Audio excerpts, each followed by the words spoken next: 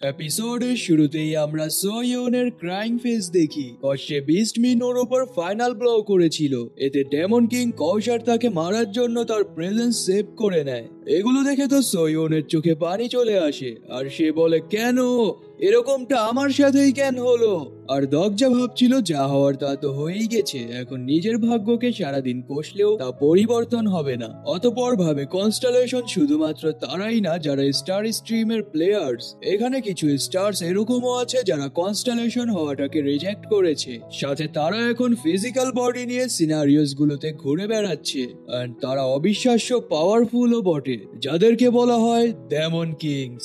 সোয়ুন, চিন্তা করো না, আমি এমন একজনের সম্পর্কে জানি যে সেম তোমার মতোই একজন ডেমন কিং থেকে কার্স পেয়েছে। আর মজার বিষয় হলো এটা যে সে এখনো মরেনি। অপরদিকে যদি দেখি, কৌশর অফ ডিসকর্ড মোটেও হাই লেভেলের ডেমন কিং না। এন্ড ডেমন কিংদের শত্রু হওয়া মানে অ্যাবসলিউট গুড সিস্টেম থেকে ব্লেসিংস এন্ড ডোনেশনস পাওয়া। সোয়ুন বলে, আমি ওসব আর্চএঞ্জেলসদের আশায় কেনই বা বসে থাকবো? আর এমনিতেও আমি যাকে স্পন্সর হিসেবে চুজ করার প্ল্যান করেছি সে মোটেও এঞ্জেলসদের মধ্যে নয়। দগ্জা বলে, কেন নয়? তুমি কি কোনো ডেমন কিংকে চুজ করতে যাচ্ছ নাকি? ওহ ওয়েট, তুমি একটু আগে বললে যে তোমার এঞ্জেলসদের মধ্যে কাউকে চুজ করার প্ল্যান নেই। আমাকে এটা বলো না যে তোমার এখনো কোনো স্পন্সর কনস্টেলেশন নেই।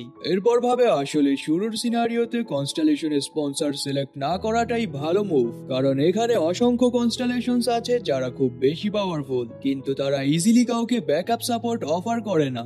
আর একজন হাই গ্রেড কনস্টেলেশন থেকে সাপোর্টের যে ব্যাপারটা, ওটা পুরোপুরি ইনকার্টেশনের পারফরমেন্সের ওপর ডিপেন্ড করে। তাই লেট করে স্পন্সর সিলেক্ট করাটাই বেটার। কিন্তু আমি এটা ভাবিও নি যে সোয়নের মতো একজন কোন রকম স্পন্সর কনস্টেলেশন ছাড়াই এতটা স্ট্রং হবে। দগ্জা আবার সোয়নকে জিজ্ঞাসা করে যে তুমি কাকে চুজ করতে চাও, তোমার মাইন্ডে কি কোনো স্পেসিফিক কনস্টেলেশন আছে? সে অ্যাটিটিউড নিয়ে বলে, হ্যাঁ, সে এমন একজন যার সম্পর্কে তোমার কোনো আইডিয়াই নেই, আর সে অলরেডি আমার উপর ইন্টারেস্টও দেখিয়েছে। দগ্জা আবার জিজ্ঞাসা করে কে সে, আর ভাবে আমাকে এটা বলো না যে সে গোল্ডেন হেডব্যান্ডের থেকে সাপোর্ট অফার পেয়েছে। সোয়ন হাসে আর বলে, তুমি কি কখনো অ্যাভাইসাল ব্ল্যাক ফ্লেম ড্রাগনের নাম শুনেছো? ডার্কনেস, হেড, ডিস্ট্রাকশন, চুনিবিও স্পেশালিস্ট। এটা শুনে তো দগ্জার হোশই উড়ে যায় আর মনে মনে বলে, কেউ কোন লেভেলের বোকা চ্যান হলে এরকম একটা কনস্টেলেশনকে লাইক করতে পারে? স্ক্রিনে লেখা আসে কনস্টেলেশন অ্যাভাইসাল ড্রাগন আপনার উত্তরের অপেক্ষায় আছে। দগ্জা উইয়ার্ড রিয়াকশন দিয়ে বলে, হ্যাঁ আমি দেখেছি, তুমি বেশ ভালো উদ্যোগ নিয়েছো। সে আসলেই খুব ভালো কনস্টেলেশন। আশা করছি যেভাবেই হোক না কেন তুমি তাকে ব্যাকার হিসেবে পেয়ে যাও। সোয়ন বলে, কিন্তু তোমার ফেস রিয়াকশন আর ভয়েস টোনটা মিলছে না কেন? আর এমন কোন ধরনের কনস্টেলেশন তোমাকে ব্যাকআপ সাপোর্ট দিচ্ছে যে আমার কথায় তুমি এতটা আনইমপ্রেসড হয়েছো? দগ্জা বলে, বিষয়টা এরকম না, আমি তো জাস্ট তোমার প্রতি জেলাস। স্ক্রিনে লেখা আসে ক্যারেক্টার সোয়ন এটা কনফার্ম করেছে যে আপনার স্টেটমেন্ট মিথ্যা। তখনই ওরা সামনে কিছু একটা নোটিস করে আর দ্রুত ওখানে ছুটে যায়। অতঃপর বলে, দেখে তো মনে হচ্ছে এটা ওয়্যারউলফদের মেইন ক্যাম্প ছিল। সোয়ন বলে, আমরা বেশ লেট করে ফেলেছি, এখানে তো সামান্য একটা গার্ডও নেই। তখনই আবারও সামনের কিছু একটার ওপর তাদের নজর যায় আর ভাবে মানুষেরা কিছু পদ্ধতির মাধ্যমে ইনহিউম্যান স্পিসিসে ট্রান্সফর্ম হতে পারে। এর মধ্যে একটা হলো কালিবাস, যার অর্থ হলো নিজেদের প্রজাতির মাংস খাওয়া। তারা দেখে সামনে কিছু কাটা হাত পা ঝুলেছিল। দগ্জা বলে, তারা এতটাই নিকৃষ্ট যে একবার ট্রান্সফর্ম হওয়ার পর মানুষদেরকে খেয়ে ফেলতেও তারা দ্বিধাবোধ করে না। অতঃপর সোয়নকে বলে, কিছু অ্যাপোস্টালসরা আমাকে বলেছিল যে তুমি নাকি তোমার কাছে থাকা ইনফরমেশনস গুলো ইউজ করে এই পৃথিবীতে আধিপত্য বিস্তার করতে চাও। সোয়ন বলে, হোয়াট? এটা তো আমাকে চুরির অপবাদ দেওয়ার চেয়েও বেশি হাস্যকর। পৃথিবীতে আধিপত্য বিস্তার করা, এটা শুনতে তো বেশ ভালো শোনাচ্ছে, কিন্তু এই মুহূর্তে বিশ্বকে ধ্বংসের হাত থেকে বাঁচানোটা বেশি গুরুত্বপূর্ণ। তোমার কি মনে হয় আমি কি কারণে সমস্ত অ্যাপোস্টালসদের একত্র করেছিলাম? দগ্জা বলে, তোমার গ্যাদার করা সমস্ত অ্যাপোস্টালসরা তো আবর্জনা ছিল। সোয়ুন রেগে বলে, তারা শুরু থেকেই আবর্জনা ছিল, এখানে আমার কি দোষ? তখনই ওরা সামনে থেকে বুলেট ফায়ারিং এর সাউন্ড শুনে আর ফাইটের জন্য প্রিপেয়ার হয়ে সামনে আগাতে থাকে। ওদের চোখে পড়ে কেউ একজন বড় মাত্রায় ওয়্যারউলফদের মেরে একত্র করে রেখেছে। দগ্জা বলে, এই ওয়্যারউলফদের বডি তো ব্ল্যাক হয়ে আছে, এর মানে তো একটাই যে তাদেরকে অ্যাট্রিবিউট বুলেটের সাহায্যে হিট করা হয়েছে। ওরা সামনে কিছু লোকেদের দেখে যাদের সবার হাতেই ওয়েপন্স এন্ড হাইটেক গানস ছিল, আর তারা সবাই অ্যাটিটিউড নিয়ে ওখানে স্টিল হয়ে দাঁড়িয়ে থাকে। সোয়ুন আবার দগ্জার উদ্দেশ্যে বলে, হেই, তোমার কি মনে আছে আমি যে বলেছিলাম তোমার মতোই আরো একজন আছে সাইদং প্রিজনে, এটা তাদেরই গ্রুপ। আর সামনে যে আছে ওটা তাদের লিডার। আমি তাদের গ্রোথ, পাওয়ার এন্ড অ্যাকশনস দেখে এটা শিওর যে তারাও এরকম কেউই হবে যারা নোবেলটা গট অফ করেছে, কিন্তু আমি কোনোভাবেই তাদের সম্পর্কে ইনফরমেশনস পাচ্ছি না। বাট এটা শিওর যে তারা সকলেই ওয়ান্ডারার্স, আর তারা আগে থেকেই খুব স্ট্রং ছিল। আর বর্তমানে ওয়ান্ডারার্সদের ভেতর তারা সবচেয়ে বেশি পাওয়ারফুল। দগজা ভাবে তাদের মতো এরকম একটা পাওয়ারফুল গ্রুপ থ্রোনের ব্যাটেলে পার্টিসিপেট করলো না কেন। তখনই সামনে থাকা এক লোক ফায়ার করার জন্য গানস হাতে নেয়। এটা দেখে দগজা ফাইট করার জন্য শট বের করতে নেয়, সাথে সাথেই লোকটা ফায়ার করে দেয়। আমরা দেখি সে সামনে থাকা ওয়্যারউলফদের ঝুন্ডের উপর ফায়ার করছে, যেখানে ইনহিউম্যান ওয়্যারউলফরা একটা মিটিওরকে ঘিরে পাওয়ারস কনজিউম করছিল। লোকটা আবার দগজার উদ্দেশ্যে বলে, তোমার নামই কি কিম দগজা? দগজা তাকে দেখে ভাবে সে কি আমাকে কোনোভাবে চেনে, কিন্তু কিভাবে। অতঃপর কিছু একটা ভাবে আর বলে, তুমি ভুল করছো, আমি দগজা না, আমি হলাম জং হিউ। আর দগজা নাম ওই লোকটার যাকে আমি সবচেয়ে বেশি ঘৃণা করি। লোকটা বলে, জং হিউ? দগজা বলে, হ্যাঁ, আর এটা তোমাদের লিডারকে বলে দিও যে গট অফ করেছে সে যেন বেশি বাড়াবাড়ি না করে। যদি তুমি এটা না জানো যে গট অফটা কি, তাহলে জানারও দরকার নেই, তুমি জাস্ট তোমাদের লিডারকে এটা বলে দাও। লোকটা বলে, আমি অলরেডি জানি যে আপনিই দগজা, সো এখানে মিস্টেক করার তো প্রশ্নই আসে না। যাই হোক, আমাদের রুলার বলেছেন আপনাকে এই মিটিওরটা হ্যান্ড ওভার করতে।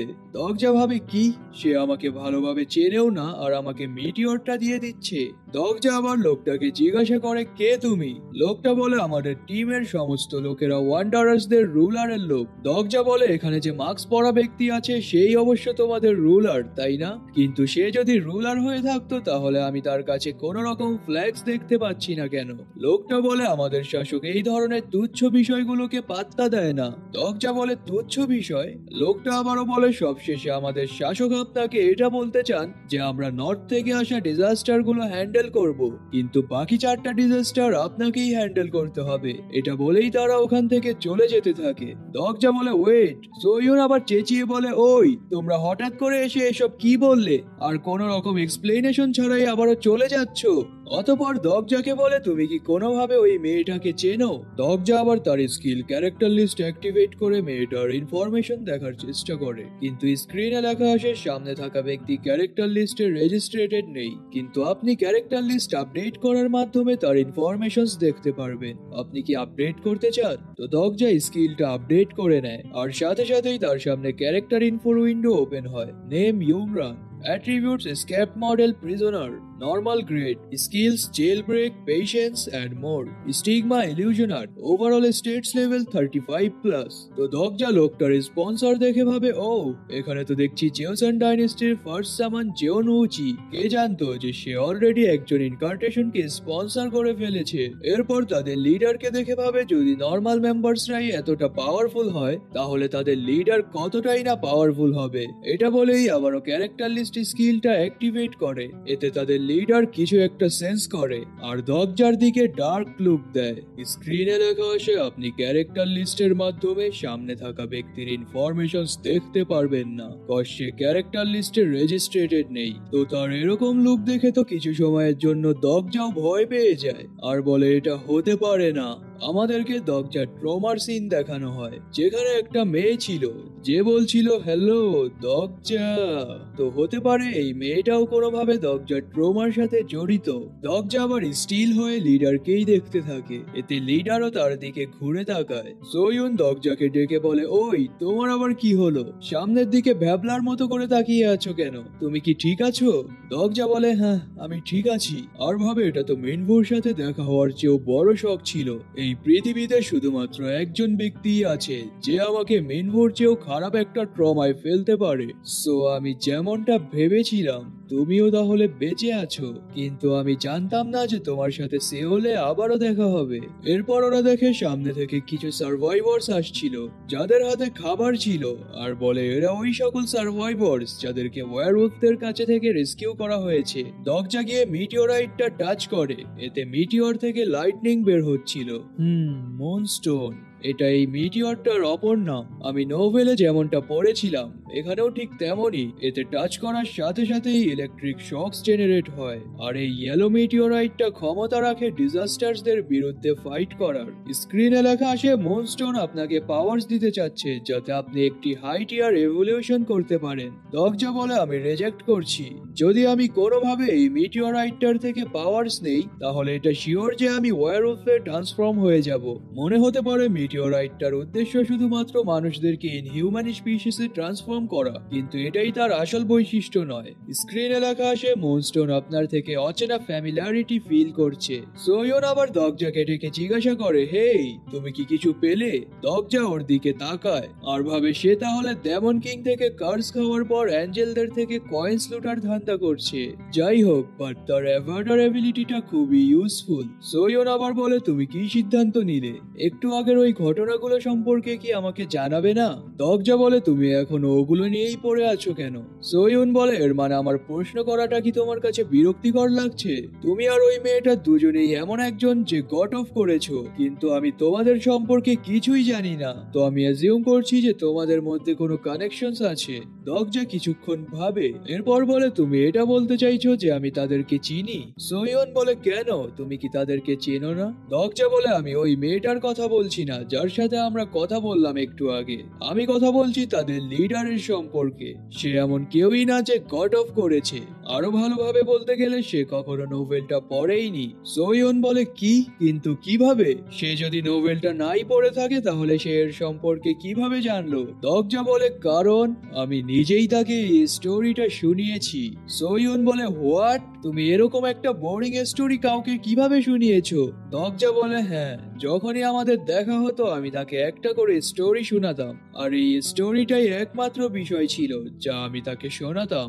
দরজার সিরিয়াস ফেস দেখে সোয়ুন বলে, তাহলে তোমার সাথে ওই মেয়েটার কি সম্পর্ক ছিল, আর তাদেরকে কি এভাবে যেতে দেওয়াটা ঠিক হলো? দরজা বলে, ওগুলো এখন ইম্পর্টেন্ট না, এখন ইম্পর্টেন্ট হলো আমি এই মিটিওরাইটটাকে অ্যাওয়াকেন করতে যাচ্ছি। হ্যাঁ, কি বললে? তুমি এই ডিজাস্টারটাকে অ্যাওয়াকেন করতে যাচ্ছ? সিন শিফট হয়। দরজা বলে, এখন থেকে আমরা এই মিটিওরাইটটার ভেতর মানা ইনজেক্ট করব। আমার ক্যালকুলেশন অনুযায়ী এটা হ্যাচ হতে সর্বোচ্চ 10 ঘন্টা লাগবে, তো আমি এতে 4 ঘন্টা মানা ইনজেক্ট করব আর তুমি এতে 6 ঘন্টা মানা ইনজেক্ট করবে। সোয়ুন বলে, পাগল নাকি তুমি? আমি 6 ঘন্টা কেন করব? দরজা বলে, তোমার মানা লেভেল না হাই? অনেস্টলি বলো তো আমাকে তোমার মানা লেভেল কত? সে বলে, এটা কি বলতেই হবে? দরজা বলে, হ্যাঁ, সিনারিও ক্লিয়ারিং এর জন্য এটা গুরুত্বপূর্ণ। এটা বলায় সাময়িক প্রতিশ্রুতির এফেক্ট অন হয়ে যায়। আর সোয়ুন বলে, আমার মানা লেভেল হলো 55। এটা শুনে তো দরজার মুখ 4 ইঞ্চি খুলে যায় আর বলে, কি লেভেল 55? আমি তো আর এভার্টার্স এর সংখ্যা দেখে ভেবেছিলাম বেশির চেয়ে বেশি 40 হবে, কিন্তু এখানে তো দেখছি তার চেয়েও অনেক হাইয়ার। সে কি তার সমস্ত কয়েন্স জাস্ট মানাতেই ইনভেস্ট করেছে নাকি? অতবার সিলি লুক দিয়ে বলে, আমাদেরকে প্ল্যানে চেঞ্জেস করতে হবে। এখন আমি 2 ঘন্টা মানা দিব আর তুমি 8 ঘন্টা মানা দিবে। সোয়ন চেঁচিয়ে বলে, হেই, এটা তো অন্যায়, আর আমার মানাও এখন শর্ট। দরজা আবার ডোকাবি সব থেকে কিছু ইন্টারমিডিয়েট মানা রিকভারি পোশন কিনে বলে, নাও এগুলো, মানা ইনজেক্ট করার পূর্বে এগুলো খেয়ে নিলেই হবে। সোয়ন একটা রিকভারি পোশন হাতে নিয়ে বলে, তোমার স্পন্সরের তো দেখছি পকেটটা বেশ বড়, তুমি যে এটা আমাকে দিচ্ছ তারা কি এটা অ্যাফোর্ড করতে পারবে? দরজা বলে, বড় পকেটওয়ালা কনস্টেলেশন না, ওটা আমি। সোয়ন আবার বলে, পরবর্তী মেইন সিনারিও তো এখনো শুরু হয়নি, তো কি হবে যদি মিটিওরাইট থেকে বড় ধরনের কোনো ডিজাস্টার বের হয়? দরজা বলে, এটা কখনোই হবে না, আর এই মিটিওর কোনো ডিজাস্টারও না। সোয়ুন বলে, তাহলে কি এটা? দরজা বলে, মনে হচ্ছে তুমি এখানটা কপি করতে ভুলে গেছো। আর মিটিওরটা ছুঁয়ে বলে, তোমার কি মনে নেই? আসলেই কি তুমি ভুলে গেছো নেক্সট মেইন সিনারিও শুরু হওয়ার আগে এই মিটিওরাইট থেকে কি বের হবে? সোয়ুন আবার তার নোভেলটা সার্চ করে বলে, আমাকে এটা বলো না যে। তখনই দরজা মিটিওরটায় মানা ইনজেক্ট করতে আরম্ভ করে আর মিটিওরটার চারিপাশে লাইটনিং চমকাতে থাকে। এরপর আমাদেরকে 10 ঘন্টা পরের সিন দেখানো হয়, যেখানে দরজা ঘুমাচ্ছিল। সোয়ুন বলে, ওই দরজা, জাগো, এখন এই মিটিওরাইটটা মুভ করতে আরম্ভ করেছে। দরজা উঠে বসে আর ওরা দেখে মিটিওরটায় ক্র্যাকস পড়তে আরম্ভ করেছে আর তা থেকে স্ট্রং লাইট অরা বের হচ্ছিল। স্ক্রিনে লেখা আসে, আপনি প্রথম যে সিনারিওস গুলোতে অন্য পৃথিবীর ক্রিয়েচারের মুখোমুখি হয়েছে, অন্যান্য জগতের সাথে আপনার সংযোগ বেড়েছে, আপনি 2000 কয়েন্স রিওয়ার্ড পেয়েছেন। সাথে আদারওয়ার্ল্ডলি ক্রিয়েচারসদের সাথে কথা বলার একটি ট্রান্সলেটর স্কিল বোনাস হিসেবে পেয়েছেন। আমরা দেখি মিটিওরাইট থেকে একটা হাত বের হয়, আর মিটিওরাইটটা মাঝখান থেকে ভেঙে একটা স্ট্রং ওয়্যারউলফ বের হয়। স্ক্রিনে লেখা আসে আদারওয়ার্ল্ডলি ট্রান্সলেটর লেভেল 1 অ্যাক্টিভেট আছে, আর আইটেম ইমাইনোটরস তালিসমানের প্রভাবে নির্দিষ্ট ল্যাঙ্গুয়েজ বোঝার ক্ষমতা বৃদ্ধি পেয়েছে। Automatic translation begin. আমরা দেখি ওলফ ক্রিয়েচারটা মিটিওর থেকে বের হয়ে বলে, ড্যাম, মনে হচ্ছে খুব তাড়াতাড়ি বের হয়ে আসলাম। দগজা তাকে দেখে ভাবে একটা ক্রিয়েচার যে বেশ কিছু ফুট লম্বা। তারা অন্য বিশ্বের প্রভাবশালী জাতিগুলির মধ্যে একটি, ক্রোনোস।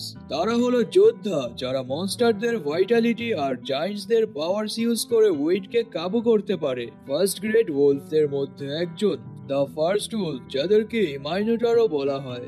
উলফটা বলে, আমি অন্য দুনিয়ার 5টা প্রভাবশালী জাতির মধ্যে একটা জাতির অংশ, দ্য লোফটি ফার্স্ট উলফ, আর আমার নাম হলো দ্য মাইনোটার লাইকন। আমরা দগজার ক্যারেক্টার লিস্টের সাহায্যে উলফটার ইনফরমেশনস দেখি। Sponsor shadow of A ruined world, attributes novel Minotaur and savior of humiliation, great heroic skills, way of wind, advanced weapon mystery and battle cry level 9, stigma ধ্বংসের হাত থেকে বাঁচার guide, overall states stamina, strength, agility and mana level 75। Fifth সিনারিওর মধ্যে 5টা disaster থাকবে, আর ওখানে 5 জন গাইডও থাকবে যারা ডিজাস্টারকে থামানোর মতো পর্যাপ্ত পাওয়ারস ধার দিবে আমাদের। আর ওখানকার 5 জন গাইডের মধ্যে একজন গাইড এখন আমার সামনে আছে, লাইকন। লাইকন বলে, তুমি তো সেই যে আমাকে অ্যাওয়াকেন করেছো। যাই হোক, আমি দেখেছি, এর মানে ওই সময়টা চলে এসেছে। কংগ্রাচুলেশনস এই পৃথিবীর ওয়ারিয়ার্সদের যে তারা টিউটোরিয়াল সিনারিওস গুলো কমপ্লিট করেছে, আর তোমাদের বিশ্বে যে এই দুর্যোগ পৌঁছেছে তার জন্য আমি গভীরভাবে সমবেদনা প্রকাশ করছি।